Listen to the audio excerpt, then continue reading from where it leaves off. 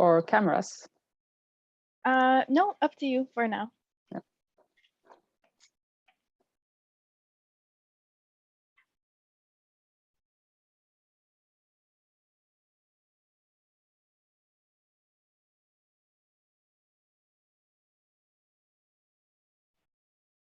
Okay, good morning, everyone. Thank you for joining today. I think we'll just have a couple minutes with people joining the meeting. But just a reminder to everyone who's here that this meeting will be recorded. And please send your questions in the chat. We have reserved some time at the end of the meeting to have a Q&A with the speakers. So we'll address all of your questions at the end then. And we're also happy to have organizations and companies from across the Nordics here with us today, as we've partnered with the UN Global Compact networks in Sweden, Finland, and Denmark on a series of events this fall. So we're happy to have all of you here with us. So first, I'd like to introduce Knut Moestue, the COO of UN Global Compact Norway, to give us some opening remarks. So Knut, I'll hand it to you. Thank you, Alison. Just as a warning to everyone, I'm a stay-at-home dad today with a kid on sick leave. So if they're screaming in the background, just please have me excused. So first of all, I want to say a great thank you to all of the speakers who have kindly accepted our invitation to speak today. We are talking today about the GRI standard. We're talking about the Global Reporting Initiative, and it is part of our work. Even though UN Global Compact was not a founding member, it has become a partner of the GRI network, and we strongly recommend using the GRI standard. Reporting on sustainability is now widely recognized as a key part of regular business reporting. And according to KPMG's 2020 survey of sustainability reporting, found that 96% of the largest 250 companies are reporting on sustainability performance. With such a wide range of companies reporting on sustainability, there is a need for standardization. This to improve comparability, transparency, and accountability. This is where the Global Reporting Initiative, or GRI, comes in. For those of you who are not familiar with the GRI, it is the most widely used sustainability disclosure standard, with around 3/4 of the world's largest 250 companies using the GRI standards. What the GRI does is that it creates a common language for organizations to report, also states and it is a great place to start when beginning to report on sustainability. It is important to mention that also there is several how can you say, pathways and documentations on how to merge the COP with the GRI standard. We are very happy today to have several experts here, which will give us an introduction to the GRI standards. They will also provide some practical steps on getting started with reporting and an example or two on a report. We will first hear from Kristin Dypdahl. She's Manager of Corporate and Stakeholder Engagement at GRI.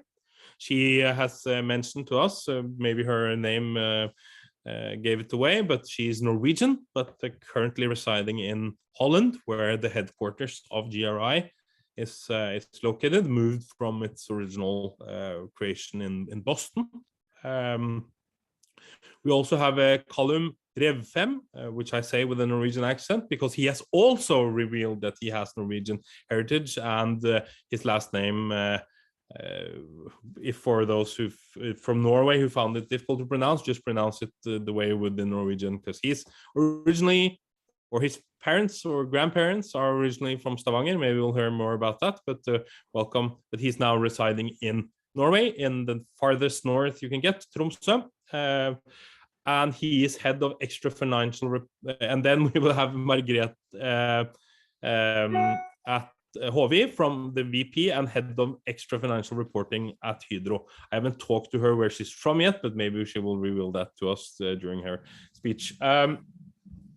We hope you leave today with an overview and understanding of GRI and the standards, as well as an idea to get started or advance from where you're now.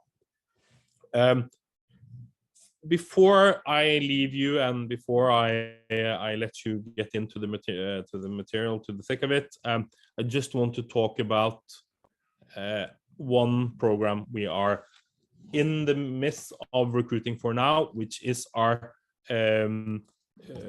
SDG Ambitions Accelerator. This Ambitions Accelerator is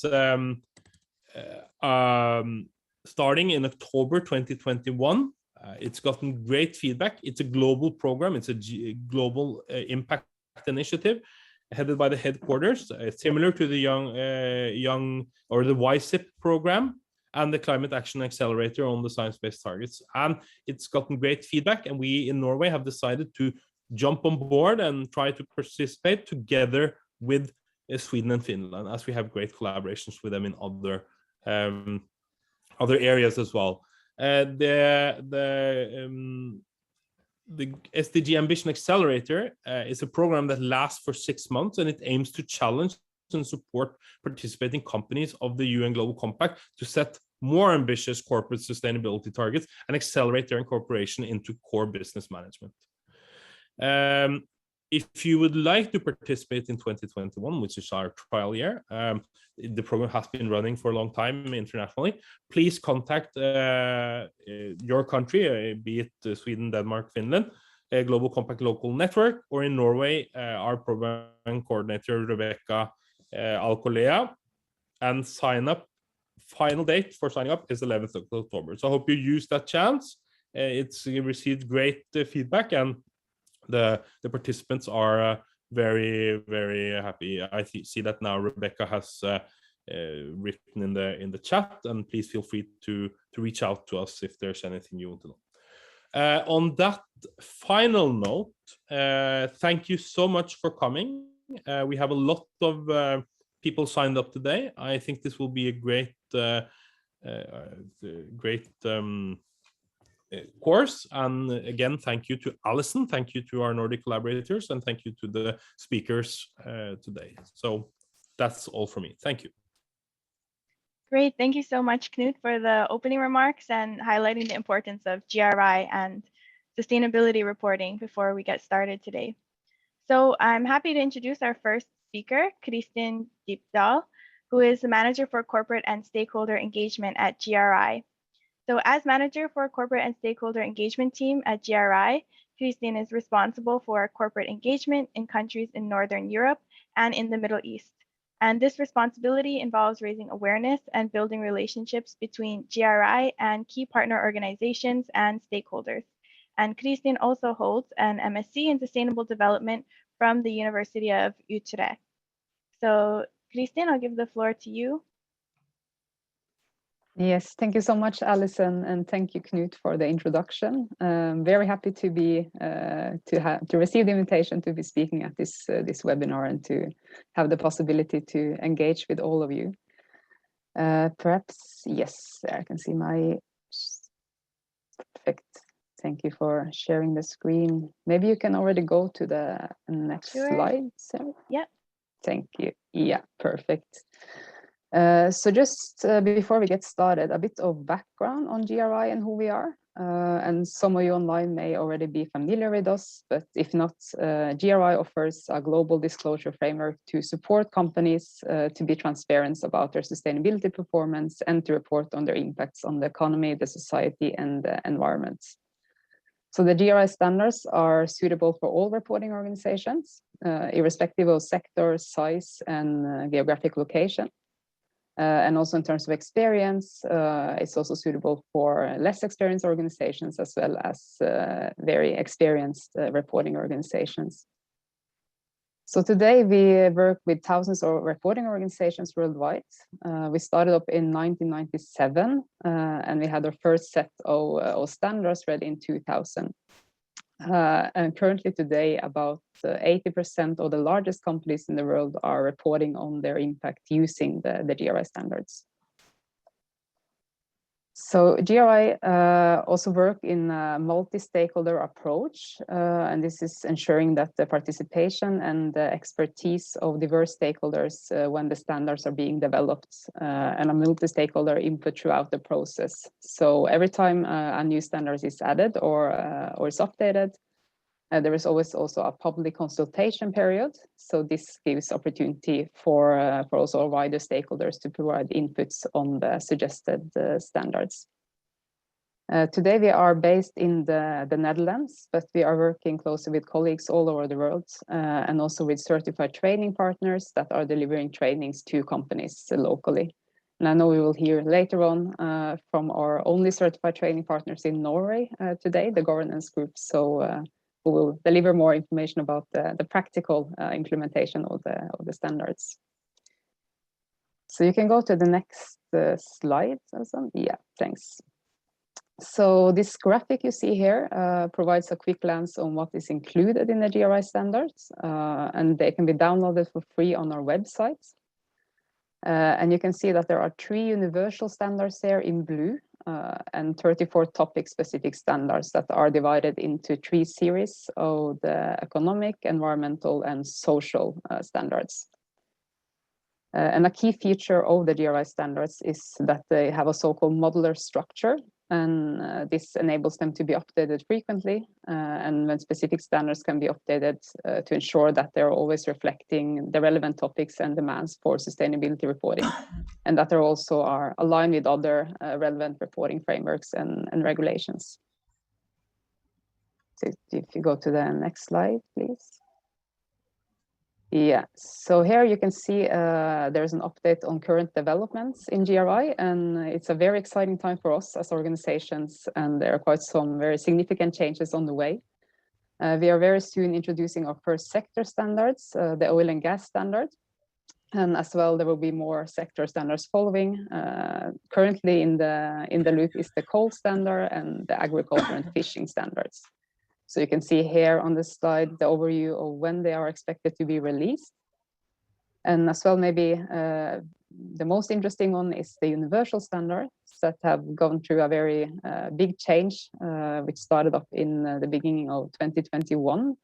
And we are very eager to announce that they will be launched already next week on the 5th of October. And also I will be happy to invite everyone. There will be a 1.5-hour webinar to go through the changes in the universal standard next Tuesday.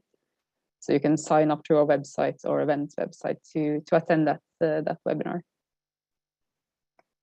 So if you go to the next slide, yeah, thanks. So this is not meant to be a GRI training, so I'm not going to go too much in depth, but I thought it would be good to have a closer look at the concept of materiality, as this is very important when it comes to GRI reporting. So in sustainability reporting, materiality is the principle that determines which topics that are sufficiently important that is essential to report on them. So not all material topics are of equal importance, and the emphasis within a report is supposed to reflect their relative priority. So this is also the starting point of the reporting with the GRI standards, to go through the stakeholder engagement process and to identify your key material topics. So the value of this process is also that companies can better manage these issues, leading to improved performance, and it can help focus a company's strategy approach to sustainability and reporting, helping to guide investment and resource allocation decisions. So the GRI 101 foundation documents, which you will see if you download the standards, is the starting point for reporting with the GRI standards. And here it gives the requirements and the recommendation related to the process of identifying material topics and identifying the boundary for each topics. So with the topic boundary, we mean the description of where the impact occurs for the material topic and the organization's involvement with those impacts.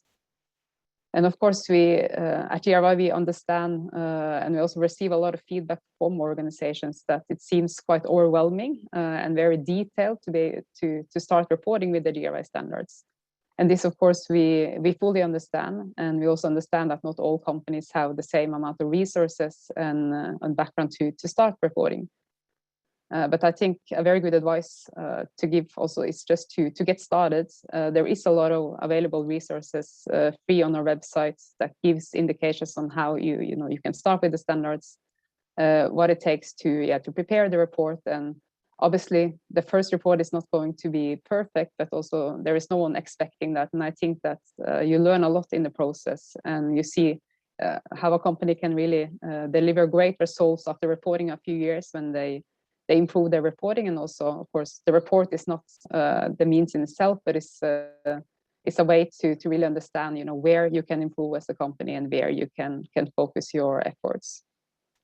So again, there is no need to focus on everything. It's always connected to, where, what sort of company you are, where do you operate, who are in your value chain, what sector you're in, and to go from there. So if you go to the next slide, thanks. Here you can see an overview of the reporting principle for defining report content and report quality. And these reporting principles are fundamental to achieving a high quality sustainability report. So organizations is required to apply for all these reporting principles if it prepares what we call an in accordance report with the GRI standards. So I think we can move to the next slides. Yes, so I will now go into a little bit about what is the value of reporting, and then specifically what is the value of reporting with the GRI as a framework. So here you can see there is, I think everyone has seen that there is very little doubt that the demand for sustainability information and reporting has sharply increased over the last decade and the last few years. And reporting with the GRI standards gives the opportunity for companies to measure their impact and to set targets to improve, and also to communicate their efforts and priorities to all their stakeholders. And sustainability reporting through the GRI provides ESG data that market regulators and investors require, and is also the most widely referenced ESG disclosure instrument by governments, regulators, and stock exchanges around the world. So currently we are referenced in 75 capital market policy, including stock exchanges and market regulator that reference to GRI explicitly. If you go to the next slide, yes, thanks. So we of course understand that there is a lot of confusion as well in the reporting community nowadays. There's a lot of frameworks, also new ones coming up. And within GRI, we are dedicated to ensure that the data you produce can cover also multiple reporting requirements. So as you see on this slide, we are providing guidelines that are up to date. And also considering frameworks such as the UN Guiding Principles, the ILO conventions, and the OECD guidelines. And we're always considering the alignment with these and with other relevant regulations and framework when we are updating our standards. So if you look at our website, there is also helping tools for organizations that want to report with GRI alongside other frameworks as well. So there we have linkage documents that make the connection between the standards and other frameworks and initiatives, such as the UN Sustainable Development Goals, CDP, and SASB. Yeah, so we do see a growing momentum for sustainability reporting in the context of the global pandemic as well. And what we have learned from the pandemic is that there is multiple stakeholders, including investors and customers and governments, that are pressing for more transparency about corporate actions to remain resilient and to handle risks. And we also see that sustainability and transparency is the sort of designing the new normal, and awareness on sustainability impacts can be used to manage risk and to build more sound business continuity plans. We also see a lot of movements nowadays in the policy and regulation field for sustainability reporting. For instance, driven by the European Green Deal, we see the EU Non-Financial Reporting Directive, and also the upcoming EU standards, the CSRD. So the growth strategy and the cross-sectoral plan to make Europe the first climate neutral continent in the world by 2050. And this is further demonstrated by the EU Non-Financial Reporting Directive, also known as the Corporate Sustainability Reporting Directive, the CSRD. So these new EU sustainability reporting standards will be developed and will enter into force in 2024. And this means that a very large pool of European companies would need to, it's become mandatory for them to disclose information about their impact on sustainability topics. So as the standards these EU standards are not developed yet, there is still a lot of uncertainty on how the final product will look like and what it will require companies to disclose. But the EU and GRI are both committed to standards that are multi-stakeholder inclusive and are adapting what we refer to as a double materiality concept. So the double materiality entails that companies need to consider materiality from two perspectives, and it requires organizations to consider their full impacts on the wider world rather than solely focusing on financial impacts on the business itself. So then we are asking companies to report on sustainability issues that affect their business and about their impact on the people and the environment. So before I wrap up, just wanted to talk a bit about the Sustainable Development Goals. We are seeing increasing interest of reporting from companies on the SDGs. And many of you have probably seen these already and are familiar with them. But just a short recap, they consist of 17 goals with 169 sub-targets to be reached by 2030. And the SDGs call for a worldwide joint action by government, but also by business and private sector to solve pressing global sustainability issues. So if you go to the next slide.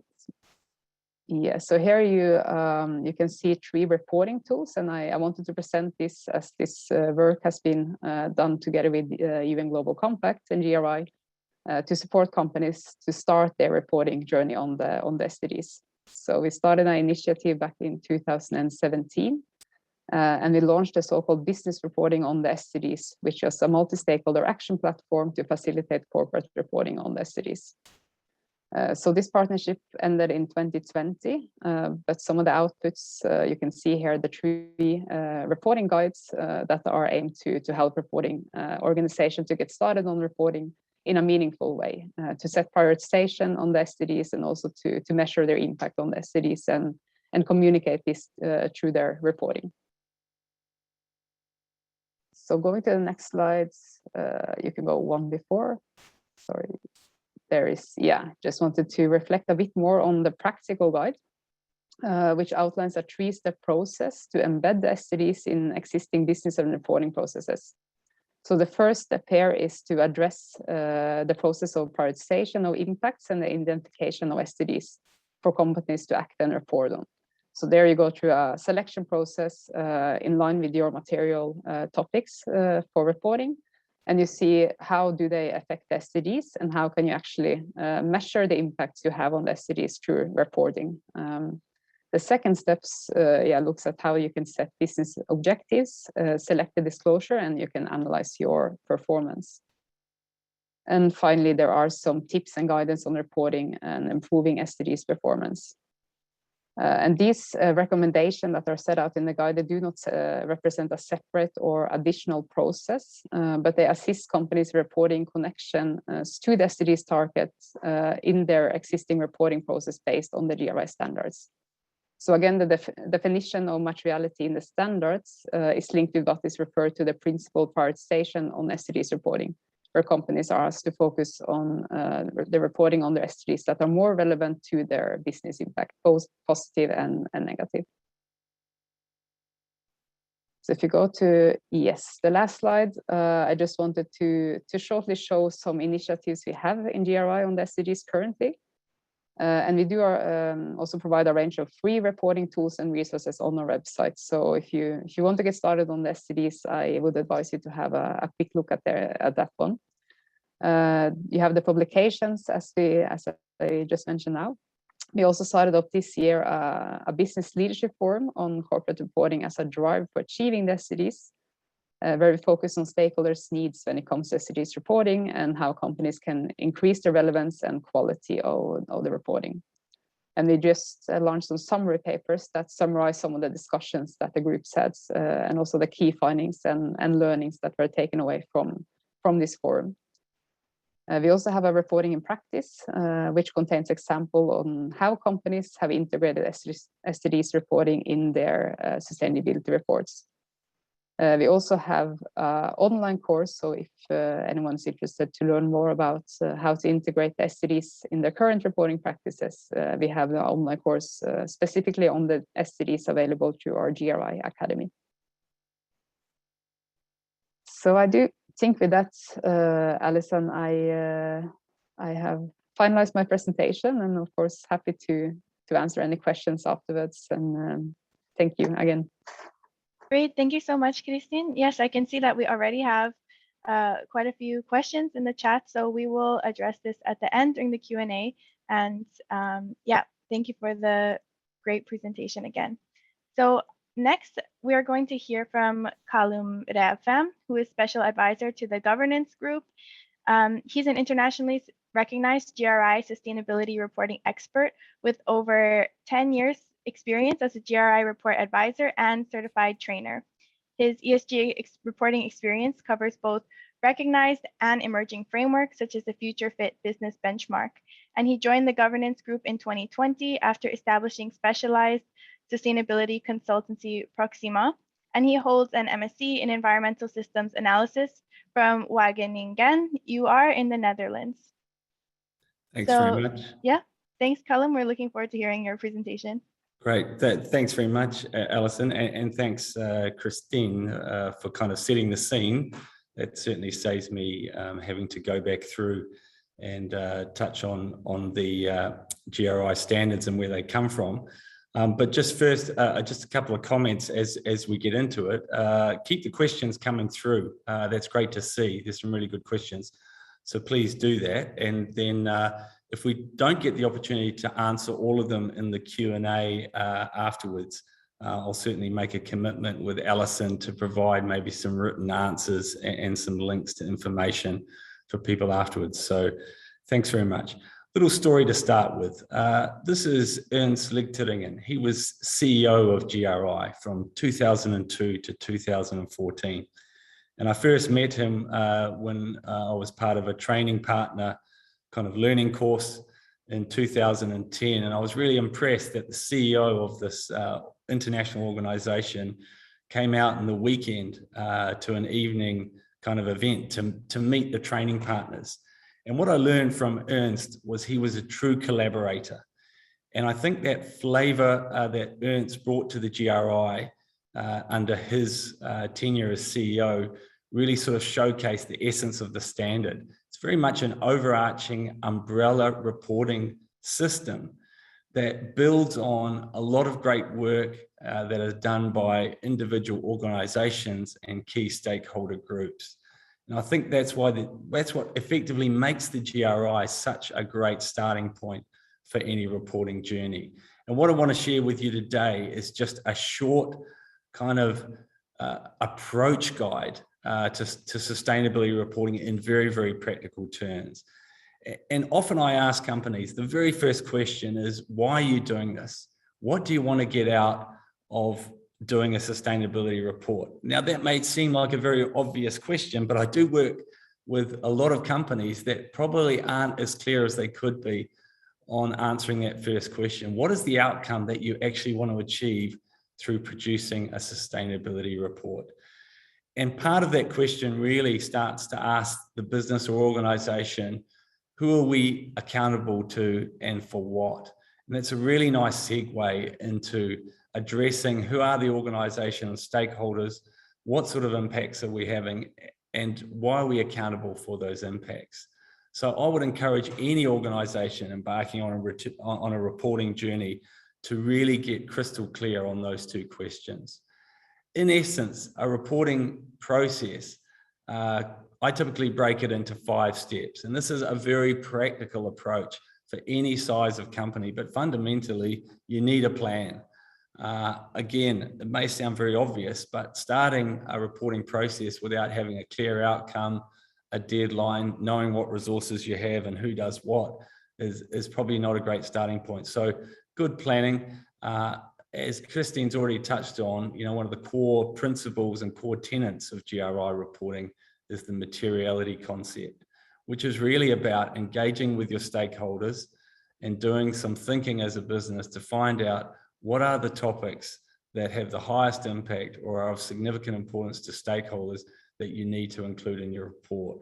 It's a very, very powerful concept. I'll touch more on that later in the presentation. Data and information collection is also key. While some reports get a little bit fascinated with data that is only of a numerical form, when I use the term data, I'm really talking about information. What is the information that you can use to demonstrate your performance in response to an impact or a material topic? And knowing where that and how that data is collected is really important, particularly as we move into much more digital reporting formats. And the other concept I want to introduce is reporting content. That knowing what your material topics are and having information alone is not the end product of a reporting process. I think that the real opportunity here is to communicate with stakeholders, including investors, employees, the internal audience, and all the external stakeholders that the business has, really to generate the outcome that the business wants to through the reporting process. And effectively, most reporting processes are demonstrating an organization's license to operate, ability to address systemic challenges, and ability to create value over time. So I think it's really important that we don't sort of forget that the development of a communication at the end is critical to getting those key messages and elements across. And finally, publicizing and distributing the report. Again, it would seem very obvious, but just putting a PDF on the website and maybe a post on LinkedIn is probably underserving the purpose of the report. I think it's critical that organizations understand who their target audiences are, develop the content appropriately, and then distribute it in a way which that content reaches the target audience.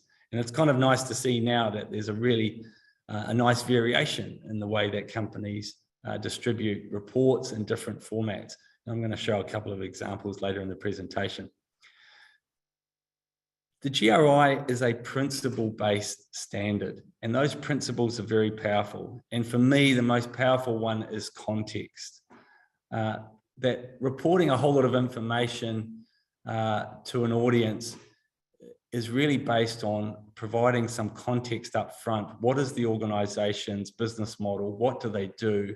Where and how do they operate? And I think today more than ever, people understand that just reporting your greenhouse gas emissions and talking about your commitment to net zero possibly is not enough.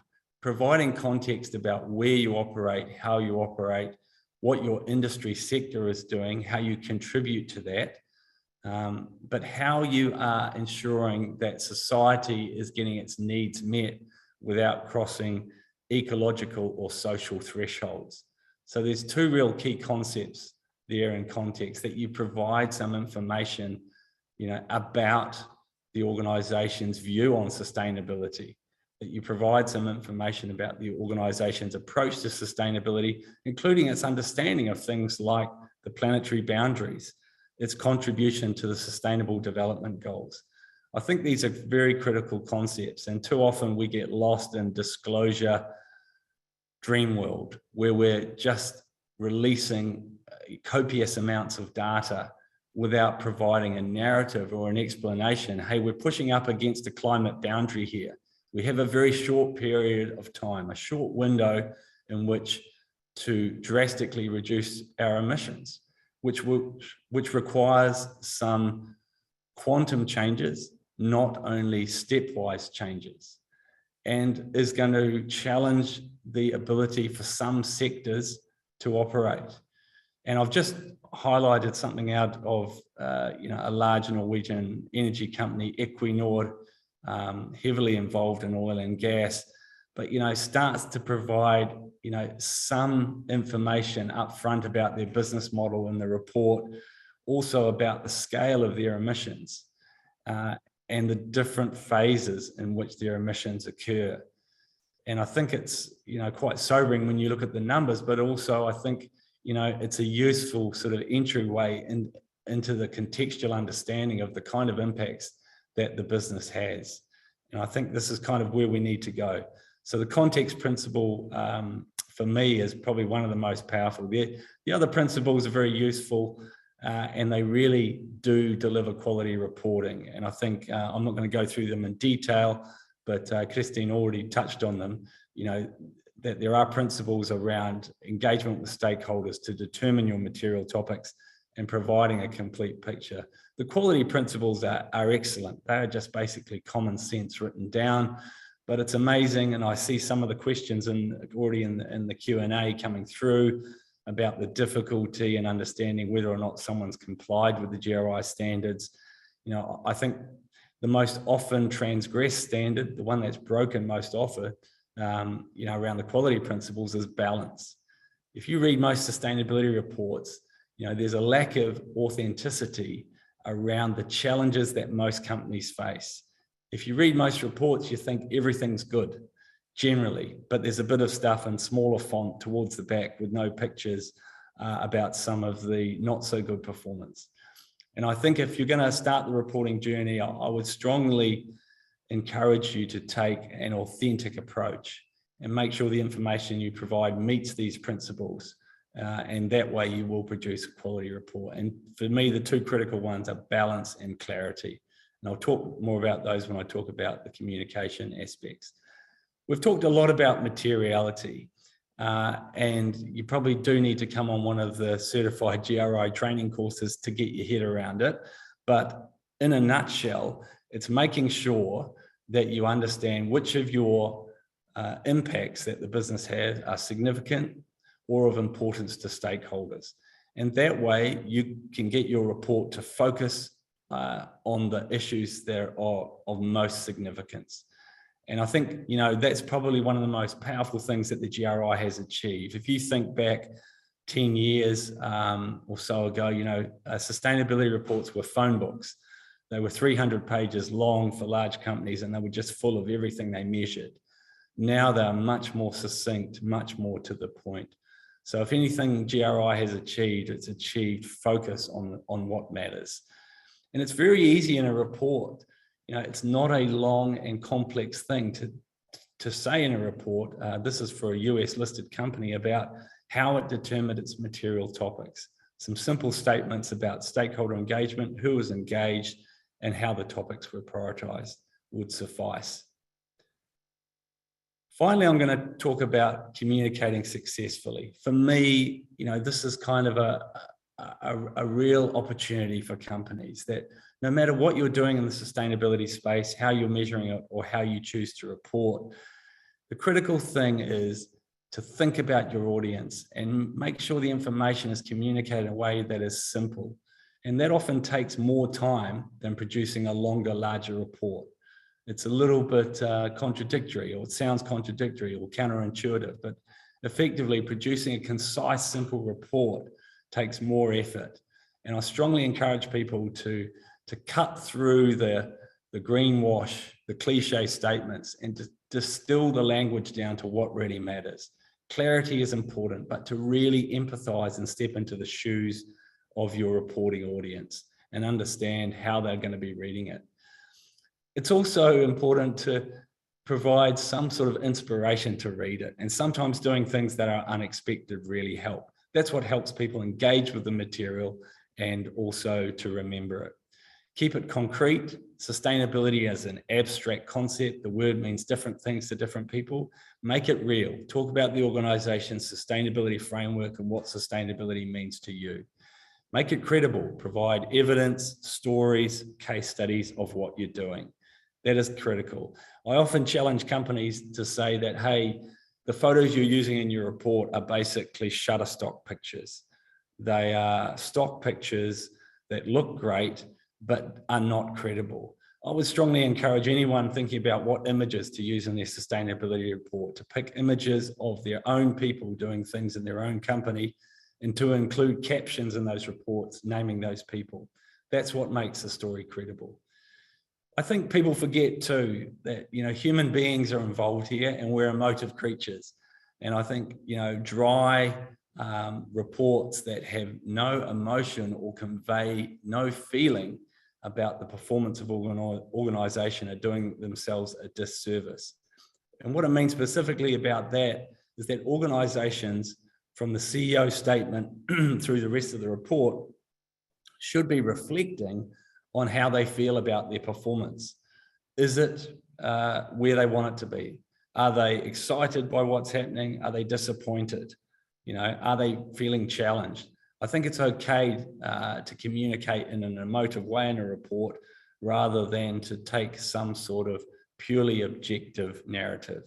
And I think that's what makes a report more readable for people. It makes a human connection. We've all got too much to read now, so you've got to tell a good story.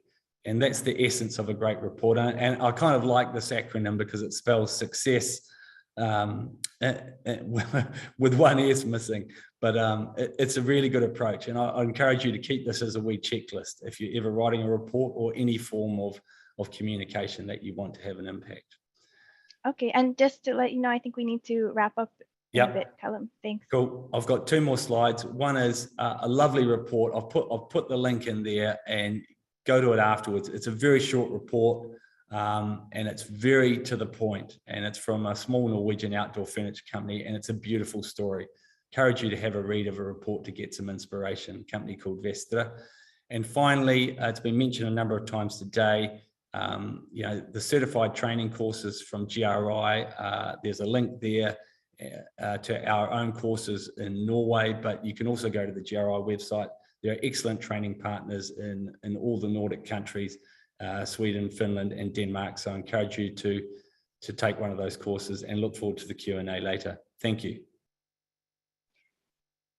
Thanks so much, Colum. That was very great practical steps to getting started. And I think we have some questions for you at the end as well. But next, I'm happy to introduce Kirsten Margrete Hovi. She's the Vice President and Head of Extra Financial Reporting at Norsk Hydro, where she has been responsible for Hydro's extra financial reporting since 2004. And she's also actively participated in developing general and industry-specific reporting standards. And between 2014 and 2020 was a member of the Global Sustainability Standard Board, GRI standard setting governance body. And she also helped to develop Oslo Børs guidance on reporting of corporate responsibility in 2016 and 18. She studied a master's in chemical engineering from Norwegian University of Science and Technology and studied French in Paris and an economic degree from the Norwegian School of Management. So Kirsten, thank you for being here, and we're looking forward to hearing from you next. Thank you so much, Alison, and also thank you very much to Kristin and Colum's good introductions that I think are very useful also to understand our approach. As many of you will know, Hydro is a Norwegian company that has been rooted in the exploration of energy, originally Norwegian hydropower, for 15 years. Kirsten, should I share the screen for you? Share the slides? Can't you see the screen, my screen now? No, we don't see it now, but I can share it for you. Strange. Yes, please. Can you see it now? Okay, here it. I'm sharing it now, so just let me know when to change slides. Okay. Okay. Go to the next slide then. Our background in industry has been important for many years, and currently we are an integrated aluminium company in addition to exploring new opportunities within renewable energy. We have 30,000 employees in 40 countries all over the world, and our industry is important, or our operations, it's very important to do it in a responsible way, which can also be seen in as through our memberships in different organizations and our long time engagement within these organizations. Next, please. We have been reporting for a very long time. Actually, our first environmental report back in 1989 is said to have been the world's first environmental report. In the beginning, we were always in the forefront also of the legislation. And but in recent years, we have seen how quickly also the legislation develops. So now today, it's not the legislation that is running after the industry any longer, but it is even the best industrial companies are striving to keep up the pace with the legislation. Next, please. Reporting has to consolidate requirements, commitments, and expectations. The requirements include, of course, legal requirements. First of all, for a Norwegian company, as stated in the Norwegian Accounting Act, in the paragraph 3.3, but also a series of other legislation. And now also the upcoming EU regulation. There are different commitments, including the UN Global Compact and different industrial initiatives that we are members of. And then we have the stakeholder expectations. And for Hydro, which is partly state-owned, it's the most prominent part there is, of course, the Norwegian government represented by the Ministry of Industry, Trade and Fishery. And our reporting have to and does meet the overarching requirements and expectations as such. Next, please. For smaller and less complex companies, they will have somewhat different needs, but they still need to be aligned with the overall requirements. Most importantly, of course, the legal requirements. Next, please. For us, GRI is the best available tool to ensure compliance. It fully, or almost fully, covers the needs we have on the legal requirements based on the Accounting Act, modern slavery, etc., etc. Including what we have our commitments through the Global Compact, through the industry associations, ICMM, Aluminium Stewardship Initiative, and it's absolutely needed to make sure that we are able to do integrated reporting.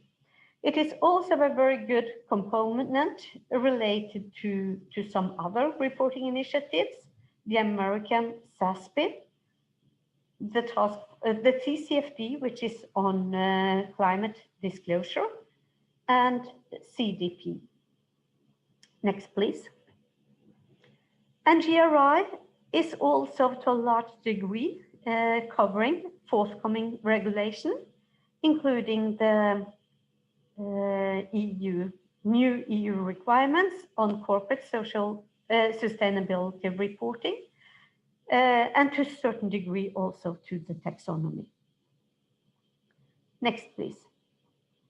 Materiality and the materiality analysis is, like Kristin and Colum has already said a lot about, the absolutely fundament of good reporting. As a large industrial company represented in some of the challenging parts of the world, Hydro's materiality analysis is quite extensive, and we don't only have to report on what are the most material topics, but we even have to report on some other topics, as you can see in the upper left quadrant and the lower right quadrant. Next, please. And the stakeholder, Hydro stakeholders are the fundament of deciding on how to report. It's very important to make a good analysis of who are your stakeholders and what are they occupied about. That doesn't necessarily mean that we go out to all these stakeholders to ask them what they think we should report on. But that is still an important part of our stakeholder dialogue throughout the year, to know what they are occupied about and using that information to define what is the most material topics for us to report on. Next, please. As I have mentioned, we have an integrated annual report. That means also that we are referencing to the Hydro's, to our GRI reporting from it. Our GRI index can be found on hydro.com/GRI. And then from the GRI index, we are referring back to the annual report using the relevant page numbers there, so that you can know where you can find the different topics and the different information. Next, please. We are also using the GRI index to refer to other topics, partly mentioned by Kristin already, like how we comply with the UN Global Compact, but also with the Sustainable Development Goals and the UN Guiding Principles on Business and Human Rights. And we use it to show how we comply with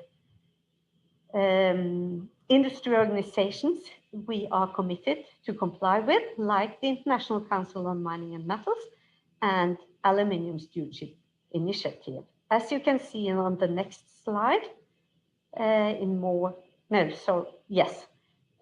you can see it in more detail, how we do refer to the different initiatives. Next and final, please. Transparency and consistency build credibility. That is our experience throughout many years. On transparency, the report needs to be balanced. It must be fact-based. It must be open. We can't only talk about the good things we are doing, but also the challenges we have. And the report needs to be consistent and comparable with previous reports. That means we will always refer to the changes in reporting principles we are doing from year to year. We're following through on examples, and we are making sure that there is a good and consistent structure that will also refer to a good completeness in our data. Thank you so much. Great, thank you so much, Kirsten, Margrete. It was really great to see an example of Hydro's report. And I also saw that we had someone in the chat who wanted to see an example of a report. So it was great to see yours. And so I can see that we have some questions. We just have about 6 minutes left. So I will try to go through them quickly. And as Colum kindly offered, we can maybe answer some of the others afterwards. We'll try our best. So let's see. Our first question, or this one might be relevant to a lot of us here. What is the significance of the GRI standard compared to other frameworks like TCFD, SASB, DJSI, IIRC, and the significance of the GRI content index? So I guess maybe for Kristin, how does it sort of relate with these other standards?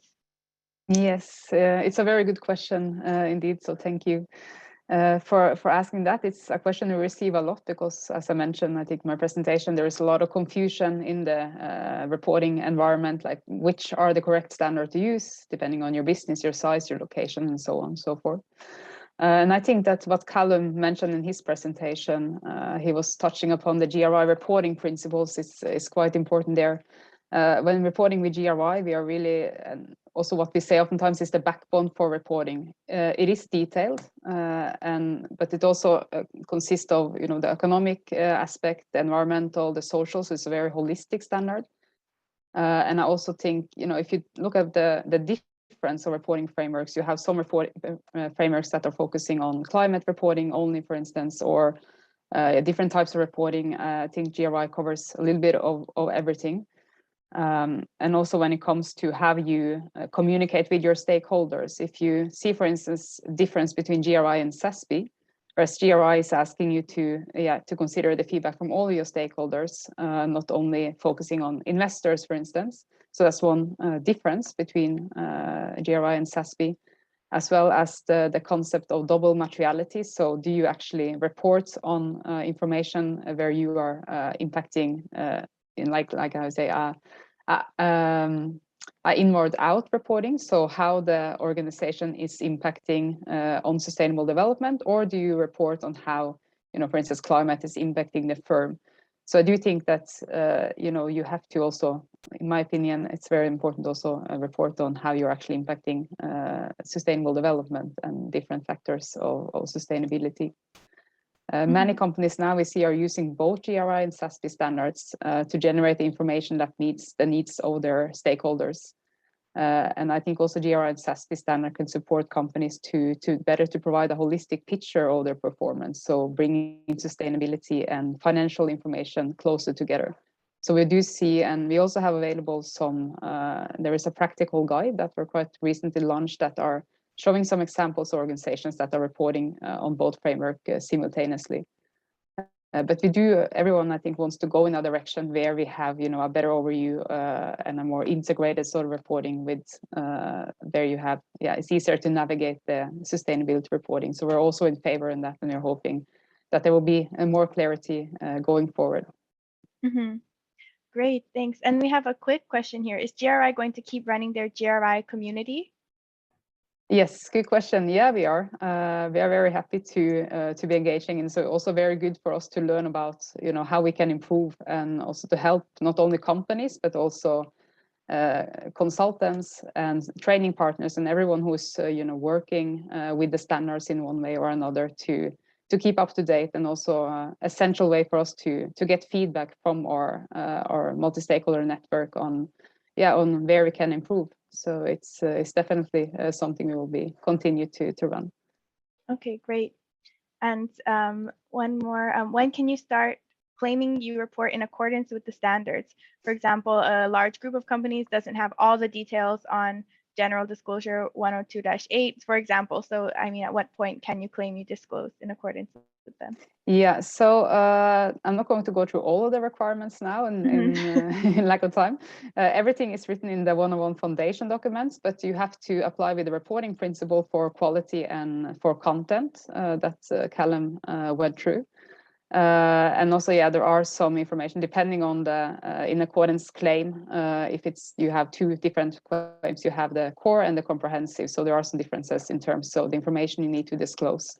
But there is also, if you are lacking information, we also have a disclosure on omission. So if you do not have the full information, or if you're doubting if the information is trustworthy and so on, there's always a way. If you explain that's the most important. You have to be transparent. So if you do, if you do highlight a topic as material, you still need to explain why you cannot report on that. And there are some different claims you can make for omissions. So you do not need to have, the full information always to have an in accordance report, as you have that possibility to omit certain information. Okay, great. Thank you so much. So we just have 1 minute left. I see there's a question also asking if there are practical GRI training sessions alongside the resource on the website. And there is, as Colum said, they have a course with the governance group, and also that there is, I believe, a GRI Academy. Is that correct? Yeah, that's Yeah. correct. We launched last September, a year ago, a GRI Mhm. Academy. So you're able now to become what we call the GRI certified through taking those GRI Academy course, which will eventually lead you to qualify to take an exam, and passing them, you are GRI certified. We work with certified training partners, and I think the benefit from that is also to get a bit of the local context, and also to have a more, how you say, interactive approach to training, which is also very helpful. So I would recommend to check out our list of training partners around the world, and the training courses as well. We used to have workshops in person. However, due to the COVID, that was stopped for about 2 years now. But that's also the plan to keep on running more tailored support to our clients. Okay, great, thank you. So I think that's all the time we have. I saw there was a couple more, and I can try to provide some links in the follow-up email that will hopefully help with the questions. And before we go, we have, I just want to share a few of GRI's upcoming events on the new framework that you can register to attend for free. And thank you so much, Kristin, Kirsten, Margrete, and Colum for joining today and for the great presentations. It was really helpful. And yes, we hope to see you all working with GRI in the future and at our future reporting events. So thank you so much. Have a nice day. Thank you, everyone. Have a nice day. Thank you. Thank you. Thank you. Thank you.